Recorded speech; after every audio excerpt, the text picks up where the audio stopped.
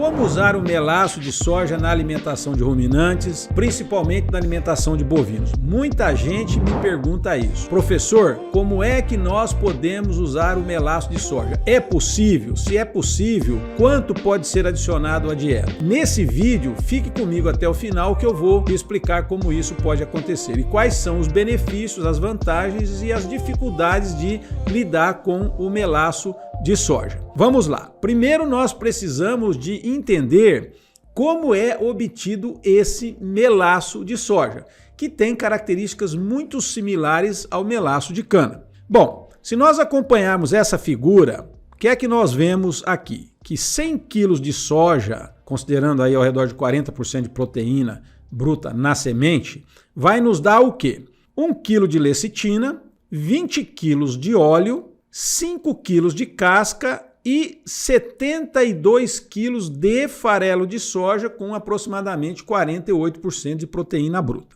A partir desse farelo, nós podemos separar a proteína concentrada de soja, com 72% de proteína bruta. E desses 72 quilos, nós conseguimos obter 53 quilos dessa proteína concentrada de soja. Bom, fazendo isso, sobra o que nós chamamos de melaço de soja, que tem aí ao redor de 57% de açúcares. Vamos ficar com 19 quilos desse material, que nós denominamos melaço de soja. Então, o que é que nós podemos concluir? Que 100 quilos de soja de semente, ao ser processada, essa semente pode nos dar 19 quilos de melaço de soja. Uma quantidade considerável, ou seja, 19% de todo aquele material inicial. E quais são as características desse melaço de soja? Ele tem, segundo Rakita e Colaboradores 2021, uma variação muito grande, que vai de 53% a praticamente 82% de matéria seca, ou seja, pode ter menos ou muito mais umidade. Nós temos uma variação muito grande, segundo esse autor e seus colaboradores. A proteína bruta, ela varia de 5% a 12%. A matéria mineral pode variar de 3% a praticamente 22%. E olhem só os açúcares. A sacarose de 18,5% a 32% e a estaquiose de 15,5% a 34,2%. Eu fui na internet e fiz uma busca de quais são as empresas que têm propaganda e disponibilidade desse material. Se vocês quiserem, depois aqui no rodapé da tabela, tem os 3 sites de onde eu tirei essas informações. Eu tenho aqui a composição que essas empresas colocam como composição de garantia do melaço de soja. Então aqui nós temos a informação que desejamos e aqui os 3 valores que estão na ordem da citação aqui do rodapé da tabela. Matéria seca, 75%, proteína bruta, 5%, NDT 75%, então nós já podemos ver aqui que é um alimento que tem um teor de proteína relativamente baixo, pelo menos o melaço comercializado aqui no Brasil, mais um teor de NDT muito alto. O FDA, segundo essa fonte, 39,8% e o FDN 48%. O extrato etéreo 0,5%, ou seja, tem pouca gordura, pouco material, pouco lipídio. Matéria mineral, 15%, fósforo varia de 0,10 a 0,41, magnésio 0,13, potássio é um alimento rico em potássio, né? Em torno de 26 a 27 gramas por quilo, 2,6 a 2,7%, sacarose 19,9%, estaquiose 11,2%. Somando esses dois açúcares, nós temos aí 31,1% de açúcar, ou seja, para cada quilo de melaço de soja, 310 gramas de açúcar.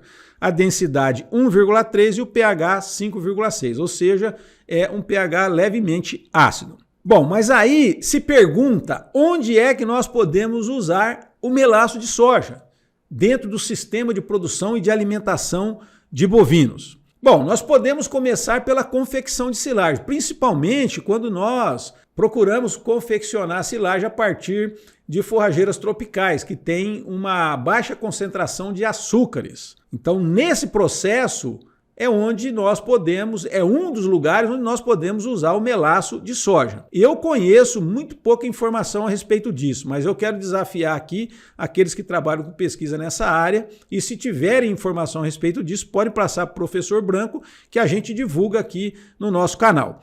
Então, na confecção de silagem, porque é um alimento rico em açúcares, né? E ele seria adicionado praticamente nas mesmas proporções que o melaço de cana, aí ao redor de 4 a 5%. Uma outra área onde nós podemos trabalhar com melaço de soja é para reduzir a poeira de alimentos concentrados e rações mistas totais, evitando assim o consumo seletivo dos componentes da dieta, segregação de partícula, né? E evitando assim incidência e ocorrência de acidose, tá? Segundo Shaver 2001, esse tipo de alimento ele é apropriado para essa finalidade. Uma outra finalidade é melhorar a aceitação geral de alimentos volumosos grosseiros, ou seja, para você melhorar o consumo, né? São alimentos que têm uma aceitação mais baixa e, consequentemente, com o uso do melaço sobre esse tipo de alimento, nós podemos aumentar o consumo de matéria seca. Broderick, 2004, ele cita esse tipo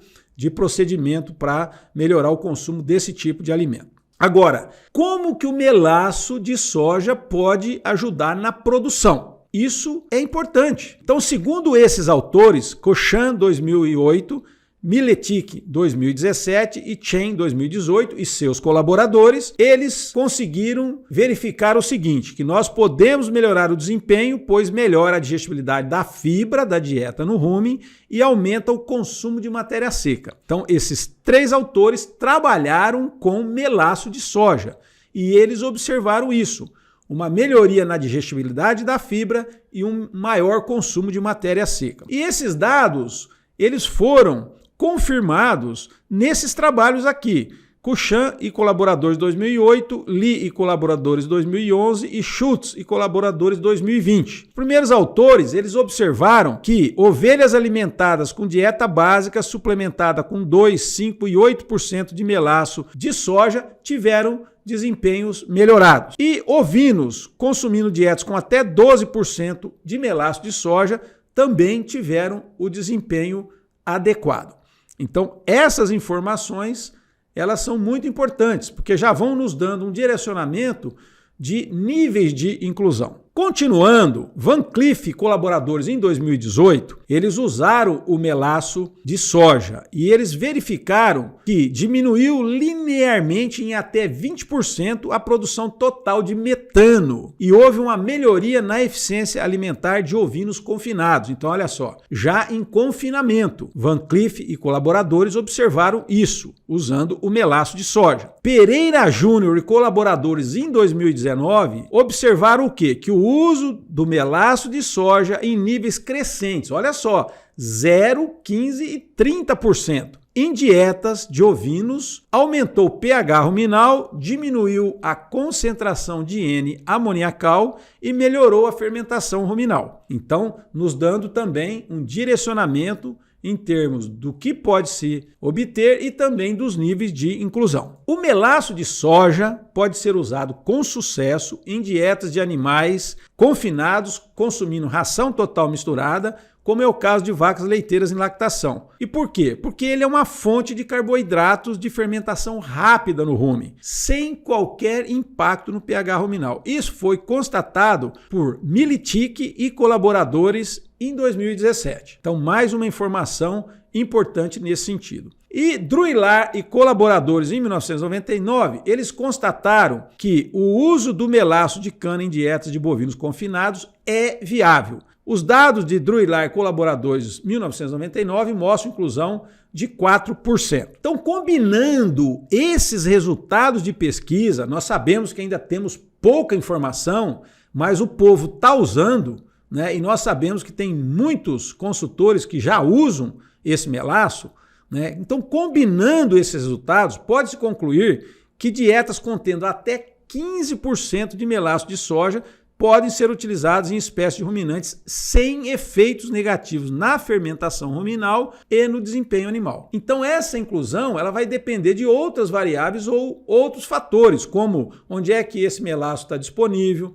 o custo do transporte, o custo do próprio melaço, a infraestrutura para a utilização, porque nós sabemos que temos que fazer uma série de adequações. Nós não podemos considerar só as vantagens e os benefícios, nós temos que também abordar algumas limitações em relação ao uso do melaço de soja na nutrição animal. O primeiro seria o transporte. Por quê? Porque é um alimento líquido, né?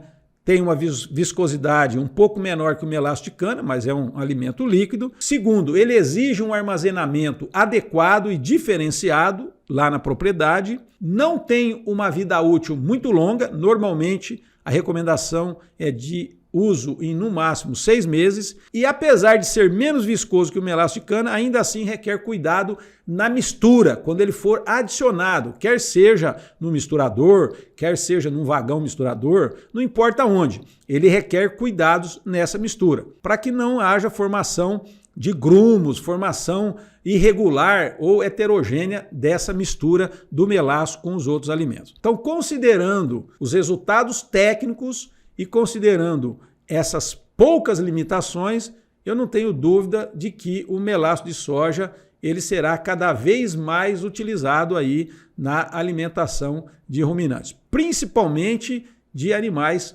confinados. E se você estiver assistindo esse vídeo ainda em novembro e dezembro de 2022, vá na descrição do vídeo que lá você encontra um link das promoções da minha Black Friday. Se você clicar lá, você terá acesso a todas as informações. Eu te espero no próximo vídeo.